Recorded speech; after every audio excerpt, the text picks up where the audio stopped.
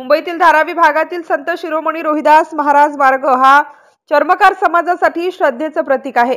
या मार्गावरील नाव फलकावर समाजाचे आद्यगुरु संत रविदास महाराज यांची प्रतिमा आहे। मात्र या पवित्र स्थळी वारंवार राजकीय बॅनर लावून संत रविदास महाराजांचा अपमान केल्याचे प्रकार घडत आहेत। या अपमानास्पद प्रकाराने समाज बांधवांमध्ये तीव्र संताप उसळला आहे। गुरु रविदास स्वाभिमानी युवा संघ या संघटनेने याबाबत ठोस भूमिका घेतली असून संस्थेचे संस्थापक अध्यक्ष दीपक खोपकर यांच्या नेतृत्वाखाली संघटनेच्या प्रतिनिधींनी Dharavi police Thane, BMC-G north विभाग आणि खासदार राहुल शेवाळे यांना या संदर्भात निवेदन दिले आहे।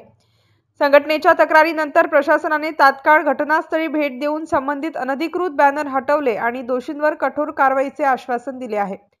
यावेळी महिला प्रदेश अध्यक्षा सौ मनीषाताई ठवाळ, उपाध्यक्ष सुनील नेटके, प्रसिद्धी प्रमुख सचिन खरात आणि धारावी विभागातील इतर पदाधिकारी उपस्थित होते। MCN न्यूज मराठी करिता गजानन खंडारे, पिंपळगाव राजा।